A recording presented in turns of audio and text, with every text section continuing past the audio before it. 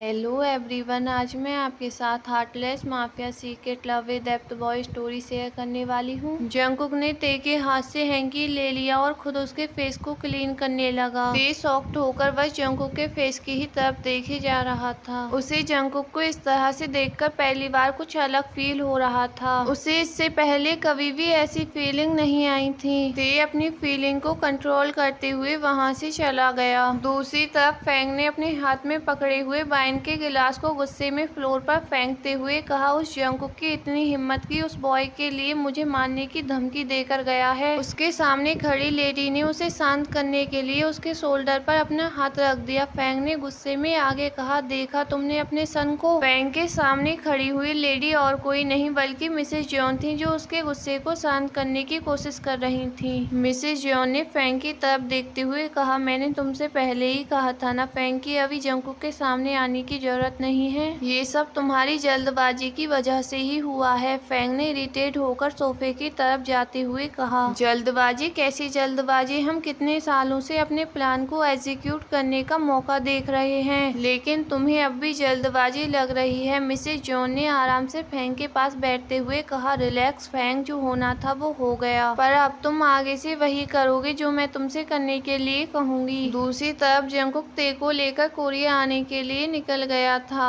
रास्ते में उसे निक का कॉल आया। कॉल कनेक्ट होते ही निक ने उसे बताया कि जंगकुक तुम्हारे साथ रॉयल मीटिंग करने के लिए रेडी हो गया है। ये सुनकर जंगकुक की आईज डार्क हो गईं और उसने निक से कहा, गुड, आई एम कमिंग। उसके पास ही में बैठा ते उसे पूरी तरह से इग्नोर करने की कोशिश कर रहा था और अपने मन में उन फीलिंग के बारे में सोच रहा था जो आजकल जंगकुक के लिए उसके मन में चल रही थी। ते जंगकुक के बारे में सोचते हुए विंडो से बाहर देखने लगा। जंगकुक अब भी कॉल पर निक से बात करने में बिजी था। तभी ड्राइवर ने सिग्नल पर कार को रोक दिया। विंडो से बाहर देख रहे ते की नजर उसके बराबर में रुकी कार पर गई। उसने कार में बैठी हुई लेडी को देखकर अपने मन में कहा, मिसेस जॉन। ते ने नोटिस किया कि उनके बराबर में एक आदमी भी बैठा हुआ है। इससे पहले कि ते उस आदमी का फेस देख पाता, उसकी कार आगे बढ़ गई। ते पीछे मुड़कर उस कार को देखने लगा, लेकिन उसे कुछ भी दिखाई नहीं दिया। ते ने अपने मन में कहा, मिसेस जॉन यहाँ। ये सोचते हुए ते जंगकुक की तरफ देखने लगा, जो अब भी कॉल पर बात करने में बिजी था। ते अपने मन में सोचने लगा, क्या इस बारे में मुझे जंगकुक को बताना चाहिए कि मैंने अभी मिसेस जॉन को किसी आदमी के साथ यहाँ देखा है। तभी जंगकुक की नजर ते पर गई। जंगकुक ने कॉल कट कर ते से पूछा, व्हाट हैपेंड? ते जंगकुक को बताने लगा। इतने में जंगकुक का फोन फिर से रिंग होने लगा। जंगकुक ने डिस्प्ले पर नजर डालकर कॉल रिसीव कर ली और ते की बात अधूरी ही रह गई। दूसरी तरफ यूना की असिस्टेंट यूना से बोल रही थी, यूना, तुमने जिस तरह से रायल के साथ डील की है उस तरह से तुम फैंग के साथ भी डील कर सकती हो। तुम उस ते को अपने रास्ते से साफ करने के बाद जंगकुक सर और मिस्टर जॉन की नजरों में अच्छी बन सकती हो। यूना को अपने असिस्टेंट की एडवाइस पसंद आई। दूसरी तरफ जंगकुक ते को लेकर जॉन मैंसन पहुंच गया था। सफर की वजह से ते बहुत ज्यादा टायर्ड हो गया था, इसलिए वो रेस्ट करने के लिए अपने रूम में चला गया। नेक्स्ट डे जंगकुक रायल से मीटिंग करने के लिए जाने लगा, लेकिन तभी निक के पास रायल का कॉल आ गया। जंगकुक ने निक को कॉल स्पीकर पर करने का इशारा किया। कॉल कनेक्ट होते ही उन्हें रायल की वॉइस सुनाई दी, निक, अपने बॉस से कहिएगा कि वो अकेले न आए। जिस बॉय की वजह से ये मीटिंग रखी गई है उसे भी साथ लेकर आए, नहीं तो ये मीटिंग नहीं होगी। रायल की बात सुनकर जंगकुक की आंखें रेड हो गईं, लेकिन वो कोई रिएक्ट करता उससे पहले ही निक ने उसे इशारा कर रोक दिया और रायल से कहा, हमारी मीटिंग में उस बॉय का क्या काम? और वैसे भी जंगकुक यहाँ से मीटिंग के लिए निकल चुका है, अब जो भी बात होगी वो आमने सामने ही होगी। ये बोलकर निक ने कॉल कट कर दी। जंगकुक ने निक की तरफ देखते हुए कहा, तुम यहीं रुककर ते का ख्याल रखना, मैं आज ये मैटर खत्म कर आता हूँ। निक ने थोड़ा नर्वस होते हुए कहा, बी केयरफुल जंगकुक। जंगकुक ने हमें अपना सर हिला दिया और अपने गार्ड के साथ मैंसन से बाहर निकल गया। यूना जॉन मैंसन से बाहर जा रही थी, तभी उसे रायल का कॉल आ गया। उससे बात करने के लिए यूना वापस अपने रूम में आ गई और कॉल रिसीव करते हुए कहा, क्या बात है रायल? आई होप सब हमारे प्लान के अकॉर्डिंग ही चल रहा होगा। फाइनली आज तुम उस बॉय से अपना बदला ले पाओगे। दूसरी तरफ से रायल ने गुस्से में कहा, कौन सा बदला यूना? जिस बॉय की वजह से ये सब ड्रामा शुरू हुआ था, उस बॉय को तो जंगकुक अपने मेंशन में ही छोड़कर आ रहा है। यूना ने ये सुनकर गुस्से से कहा, बॉट। दूसरी तरफ से रायल ने कहा, हाँ यूना, अभी मेरी जंगकुक के असिस्टेंट निक से बात हुई है। जंगकुक वहाँ से निकल गया है और वो भी अकेला ही मुझसे मिलने के लिए लिए आ रहा है। यूना ने अपने सामने टेबल पर रखे सामान को फेंकते हुए कहा, डैम इट, मैंने तुमसे कहा था ना कि तुम्हें मीटिंग के लिए एक ही कंडीशन पर एग्री होना है। फिर ये गड़बड़ कैसे हो गई? रायल ने कहा, ये सब मुझे नहीं पता यूना, लेकिन जंकुक की वजह से मेरा बहुत नुकसान हुआ है। उसकी ही वजह से मुझे छिपते हुए घूमना पड़ रहा है। आज मैं उसे इतनी इजीली नहीं जाने दूंगा। ये बोलते हुए रायल ने कॉल कट कर दी। इधर तेज सोकर उठा और फ्रेश होकर ब्रेकफास्ट करने के लिए डाइनिंग टेबल पर आ गया। एक सर्वेंट ने उसके लिए नाश्ता लगा दिया। तभी ते ने जॉन मैंसन में छाई शांति को नोटिस किया। उसे थोड़ा अजीब लगा। ते आसपास देखने लगा। तभी ते की नजर सामने लिविंग एरिया में फोन पर बात कर रहे निक पर पड़ी। ते निक के पास चला गया। ते को देखकर निक ने कॉल कट कर स्माइल करते हुए कहा, हेलो ते, हाउ आर यू? ते ने भी स्माइल करते हुए जवाब दिया, I am good Nick, how are you? Nick को ते से इतने हम्बल बिहेवियर की उम्मीद नहीं थी। उसने फिर से ते की तरफ स्माइल करते हुए कहा, आई एम गुड। इससे पहले कि निक आगे कुछ कहता, ते ने जल्दी से कहा, वैसे निक, जंकुक कहीं दिखाई नहीं दे रहा है। ते के सवाल ने निक को कंफ्यूज कर दिया, लेकिन इसे जाहिर करे बगैर निक ने जवाब दिया, वो एक जरूरी काम से बाहर गया हुआ है। ते ने फौरन सर हिलाते हुए कहा, ओह, तुम नहीं गए? निक सोचने लगा कि वो ते को सच बताए या नहीं। ये सोचते हुए निक ने हिचकिचाते हुए कहा, वो जंकुक रायल के पास गया है। आज रायल के साथ उसकी मीटिंग है। ये सुनकर ते ने घबराते हुए कहा, रायल के साथ मीटिंग? ये तुम क्या बोल रहे हो निक? अगर उसने जंकुक को हट कर दिया तो तुमने उसे अकेले क्यों जाने दिया? तुम्हें नहीं पता निक, फ्रांस में रायल ने हमारे ऊपर कितने हमले कराए थे। गन फायरिंग, होटल में, मॉल में, हर जगह, और जंकुक उसी के पास चला गया। निक ने उसे समझाते हुए कहा, रिलैक्स ते, जंकुक को कुछ भी नहीं होगा। ये बस एक मीटिंग है, और वैसे भी ये मीटिंग जंकुक ने इसीलिए रखी है ताकि रायल तुम पर बार बार अटैक कराने बंद कर दे। ये सुनकर ते इमोशनल हो गया। निक ने उसे सोफे पर बैठाकर पानी का गिलास देते हुए कहा, रिलैक्स ते, जंकुक को कुछ नहीं होगा।